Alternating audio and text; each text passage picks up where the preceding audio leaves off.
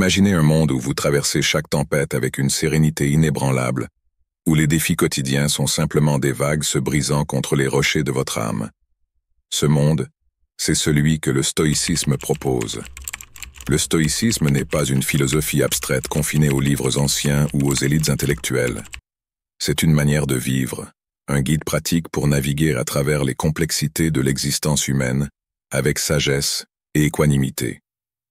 Les stoïciens croient que la véritable force vient de l'intérieur, que la paix intérieure n'est pas le fruit des circonstances extérieures, mais de la manière dont on choisit de réagir à celle-ci. C'est une invitation à vivre en harmonie avec la nature, à embrasser les choses telles qu'elles sont, tout en travaillant activement à améliorer ce qui est en notre pouvoir. Ce qui est peut-être le plus libérateur dans le stoïcisme, c'est l'idée que nous sommes responsables de nos propres émotions et réactions. Les événements extérieurs ne nous affectent pas directement. C'est notre jugement sur ces événements qui détermine notre expérience. En adoptant cette perspective, nous reprenons le contrôle de notre vie. Nous apprenons à rester calmes face à l'adversité et à voir les obstacles non pas comme des ennemis, mais comme des occasions de croissance. Le stoïcisme nous enseigne que la maîtrise de soi commence par cette capacité à tracer des frontières claires, à définir ce qui est acceptable et ce qui ne l'est pas, non pas en fonction des attentes des autres, mais selon nos propres principes. C'est ainsi que, peu à peu, nous construisons une vie alignée avec notre véritable nature. Une vie où chaque non que nous prononçons est en réalité un grand oui à notre bien-être et à notre paix intérieure. 1. Le manque de respect, un poison silencieux. Le respect, c'est comme l'air que l'on respire. On ne le voit pas, mais on le ressent profondément, et lorsqu'il manque, c'est notre essence même qui en souffre. Dans une société où les interactions humaines se multiplient à un rythme effréné, il est facile d'ignorer ou de minimiser les actes de manque de respect. Pourtant, c'est l'un des plus grands poisons de notre dignité personnelle. Le respect, c'est la reconnaissance de l'humanité de l'autre. C'est admettre que, malgré nos différences, chacun mérite d'être traité avec une certaine considération. Lorsque quelqu'un nous manque de respect, c'est comme s'il rejetait notre valeur en tant qu'individu. Ce n'est pas seulement un affront à notre personne, mais aussi une tentative de nous réduire à quelque chose de moins que ce que nous sommes. Imaginez une fleur qui se flétrit chaque fois qu'elle est exposée à un environnement toxique. Le manque de respect agit de la même manière sur notre âme. Il s'infiltre dans notre esprit, sapant notre confiance, érodant notre estime de soi. À chaque mot dur, à chaque geste méprisant, c'est comme une goutte de venin qui se répand dans nos veines, affaiblissant notre résilience, ternissant notre perception de nous-mêmes. Mais le plus dangereux avec le manque de respect, c'est qu'il peut devenir un cercle vicieux. Une fois que l'on accepte qu'il est normal d'être traité sans respect, on commence à croire que l'on mérite ce traitement. On tolère de plus en plus de comportements nuisibles, jusqu'à ce que notre dignité soit si érodée qu'il devient difficile de se rappeler de sa propre valeur. C'est pourquoi il est essentiel de ne jamais tolérer le manque de respect, sous aucune forme. Cela ne signifie pas entrer en conflit à chaque affront, mais plutôt de tracer des limites claires et fermes. C'est une question de se respecter soi-même suffisamment pour exiger le même traitement des autres. Parce que chaque fois que l'on accepte le manque de respect, c'est un peu de notre dignité que l'on sacrifie. Et il n'y a rien de plus précieux que notre intégrité personnelle. En refusant de tolérer le manque de respect, on envoie un message puissant non seulement aux autres, mais aussi à soi-même, celui que l'on mérite d'être traité avec dignité. C'est un acte de courage, une affirmation de notre propre valeur, et c'est ainsi que l'on protège et préserve la fleur délicate qu'est notre estime de soi. 2. Les mensonges, les filaments d'une toile invisible. Les mensonges, aussi insignifiants qu'ils puissent paraître au premier abord, sont les fils d'une toile invisible, tissée autour de la vérité, jusqu'à l'étouffer. Un mensonge est plus qu'une simple fausse déclaration. C'est une fissure dans le fondement de toute relation humaine. Les liens entre les personnes sont tissés de confiance, et un mensonge, même petit, est comme un coup de ciseau dans cette toile fragile. Chaque fois que l'on accepte un mensonge, c'est comme si l'on acceptait de vivre dans un monde parallèle, un monde où la réalité est déformée pour servir les intérêts de celui qui ment. Ce n'est pas seulement une trahison de la confiance de l'autre, mais aussi une trahison de soi-même. Car en acceptant un mensonge, On accepte de vivre dans une illusion, de se détacher de la vérité qui est le socle de notre existence. Les mensonges, une fois découverts, laissent des cicatrices profondes.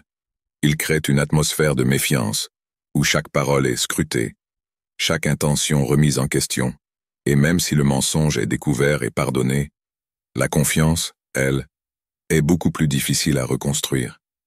C'est comme essayer de recoller un vase brisé. Il peut sembler intact, mais les fissures sont toujours visibles, et le risque qu'il se brise à nouveau est toujours présent. Mais au-delà des relations personnelles, les mensonges ont un impact sur notre propre intégrité. Mentir, c'est porter un masque, cacher son véritable visage. C'est se construire une identité qui n'est pas authentique, et chaque mensonge ajouté à cette construction nous éloigne un peu plus de notre véritable nature. On devient prisonnier de ses propres mensonges, obligé de les multiplier pour maintenir l'apparence. Refuser d'accepter des mensonges, c'est choisir de vivre dans la vérité, aussi difficile ou inconfortable soit-elle. C'est se libérer des chaînes de l'illusion et construire des relations basées sur l'honnêteté et la transparence.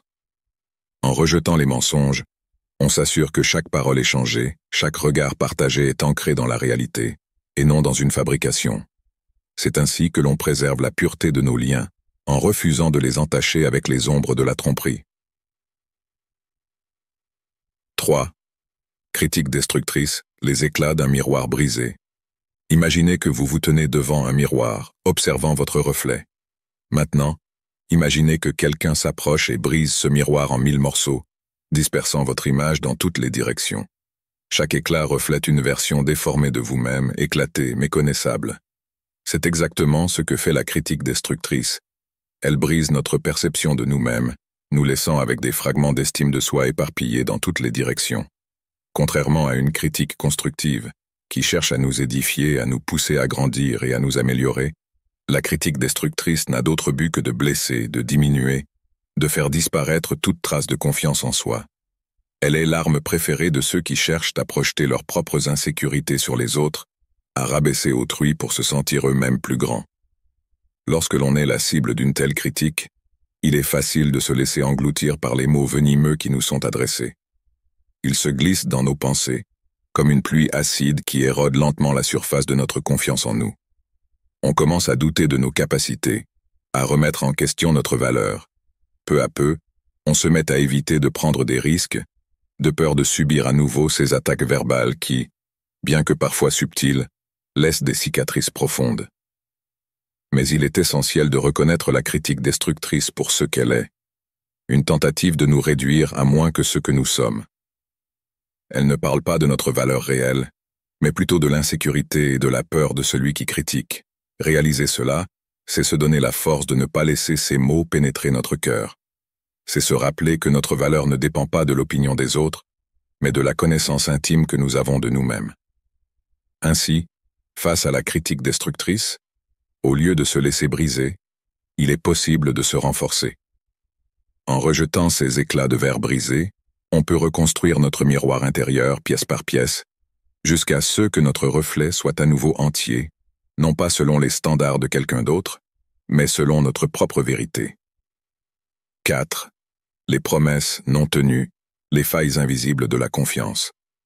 Dans le théâtre des relations humaines, les promesses sont les scènes les plus attendues, les engagements que l'on prononce avec une intention sincère, souvent accompagnés d'un éclat d'espoir dans les yeux de celui qui les reçoit.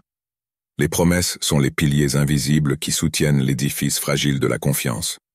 Pourtant, lorsque ces promesses sont brisées, c'est comme si l'on retirait une pierre fondamentale de ce bâtiment, laissant des fissures se former dans la structure même de la relation.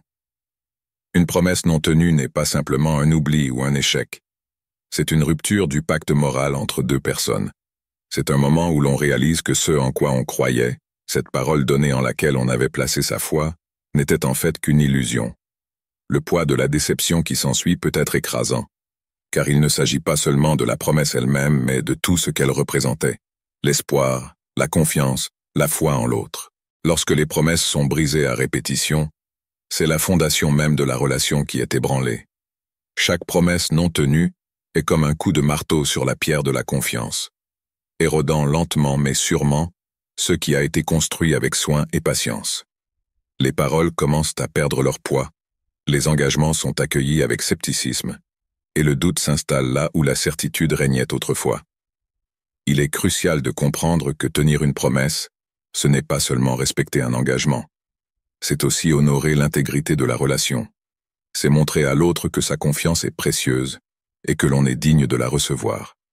À l'inverse, ne pas tenir ses promesses, c'est laisser entendre que cette confiance n'a pas de valeur, qu'elle peut être bafouée sans conséquence.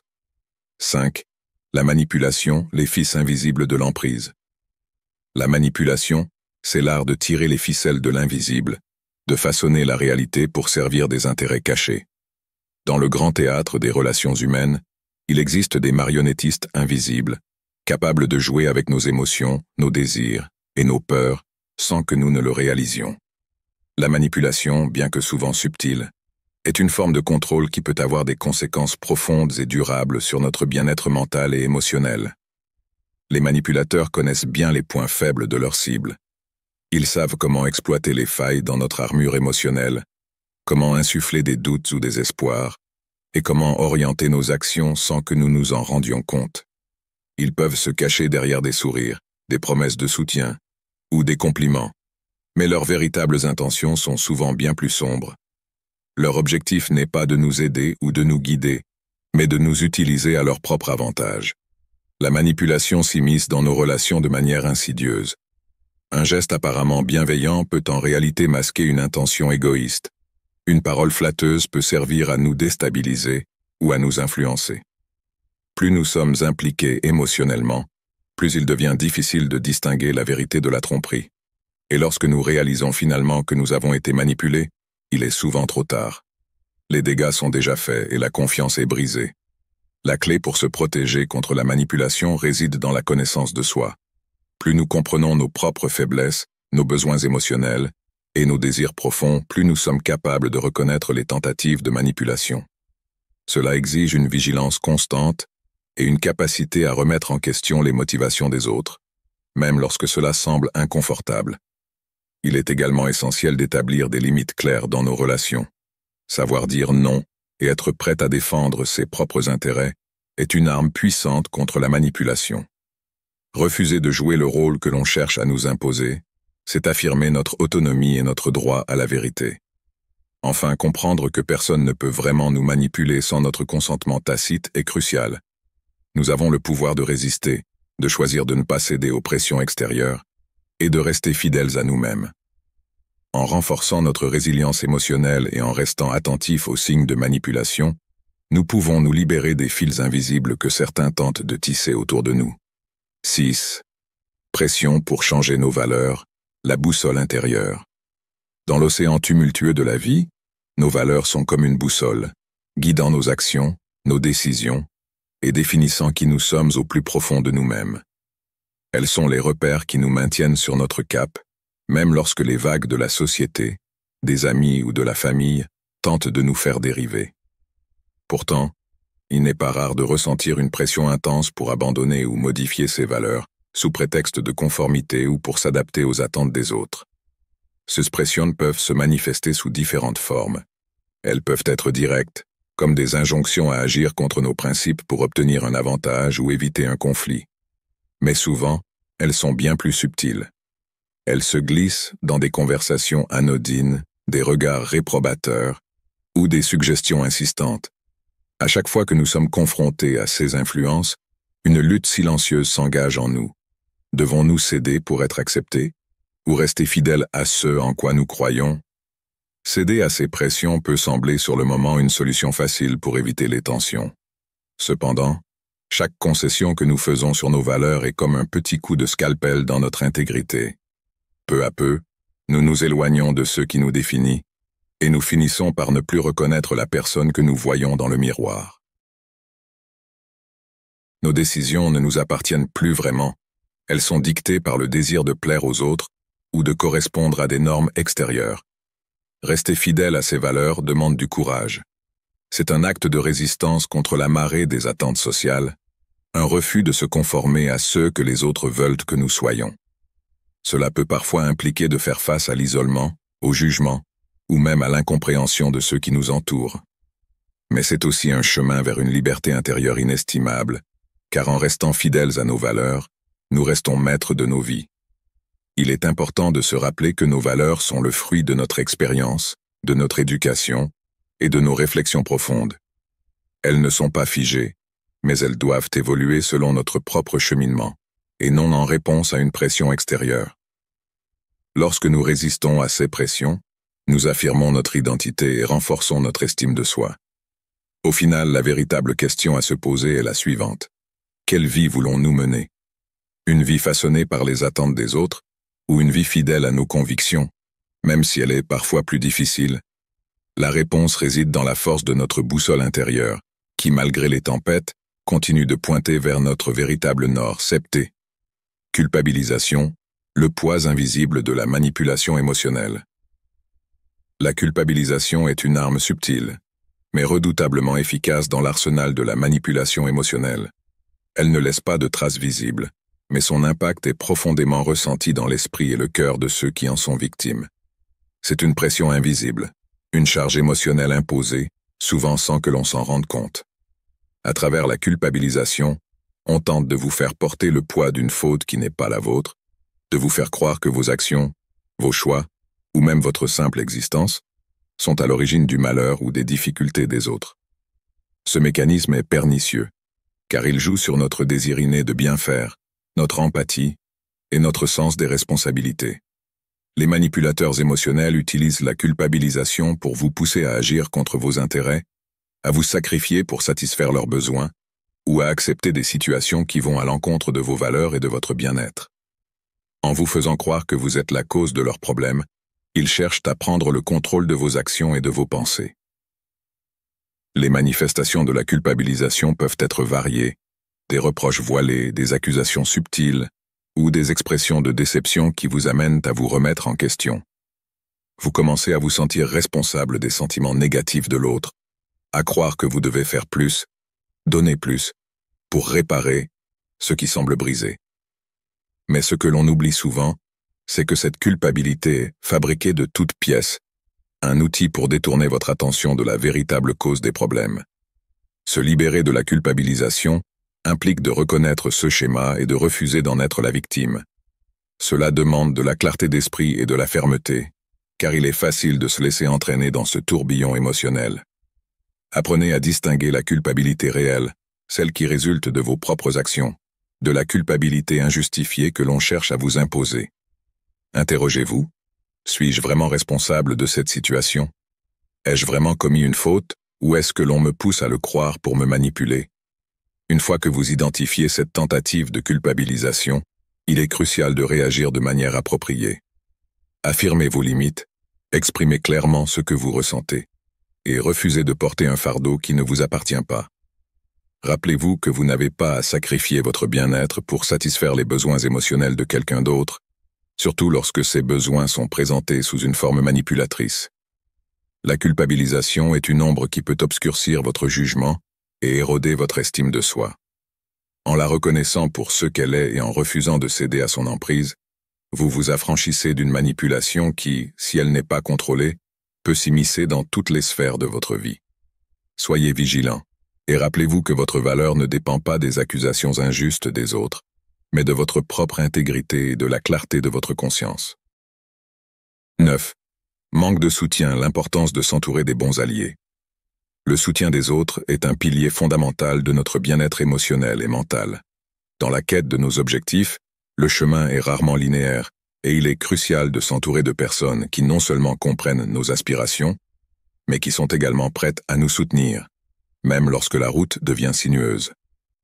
Pourtant, il est facile de se retrouver en compagnie de ceux qui, au lieu de nous élever, sapent subtilement notre confiance et nos efforts. Ce manque de soutien, souvent déguisé sous des conseils réalistes ou des critiques déguisées en bienveillance, peut avoir des conséquences dévastatrices sur notre capacité à persévérer.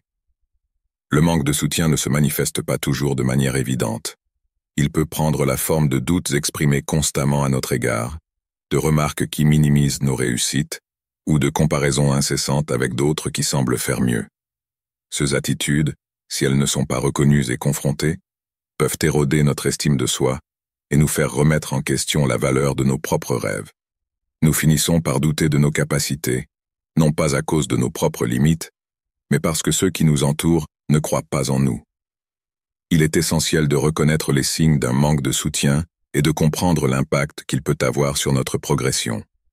S'entourer des bonnes personnes n'est pas un acte égoïste, c'est un acte de survie émotionnelle. Les relations que nous entretenons doivent être des sources de force et de motivation, pas des poids qui nous tirent vers le bas. Nous avons besoin d'alliés, de personnes qui partagent notre vision ou, à tout le moins, respectent et soutiennent notre désir d'avancer. Comment identifier les personnes qui nous soutiennent vraiment? Cherchez ceux qui célèbrent vos succès sans arrière-pensée, qui vous encouragent à essayer encore après un échec, et qui sont présents pour vous dans les moments de doute sans chercher à minimiser vos sentiments. Ce sont ces personnes qui, même lorsqu'elles ne comprennent pas entièrement vos ambitions, respectent votre droit de les poursuivre et offrent leur aide pour que vous puissiez y parvenir. Inversement, il est tout aussi important de s'éloigner de ceux qui, par leurs mots ou leurs actions, sapent votre énergie. Cela peut nécessiter de prendre des décisions difficiles, comme réduire le temps passé avec des amis de longue date, ou même des membres de la famille qui, sans le vouloir peut-être, projettent leurs propres insécurités sur vous. Il est préférable d'avoir un cercle restreint mais sincèrement favorable, plutôt qu'un réseau large et tiède qui ne nourrit pas votre esprit. En fin de compte, la qualité du soutien que vous recevez peut déterminer jusqu'où vous pouvez aller. Entourez-vous de ceux qui voient le meilleur en vous, même lorsque vous avez du mal à le voir vous-même, et qui vous rappellent que vos rêves sont dignes d'être poursuivis. Ces alliés sont des joyaux dans votre voyage vers l'accomplissement personnel et méritent d'être chéris. Merci d'avoir pris le temps de découvrir cette exploration fascinante de l'art et de la philosophie stoïcienne. Si ces sujets vous passionnent autant que nous, n'oubliez pas de vous abonner à notre chaîne pour ne rien manquer de nos prochaines vidéos. En vous abonnant, vous rejoignez une communauté engagée à comprendre et à appliquer les principes stoïciens dans notre quotidien. Restez connectés pour des analyses approfondies, des réflexions stimulantes et des conseils pratiques sur la manière de vivre selon le stoïcisme. À très bientôt pour de nouvelles découvertes.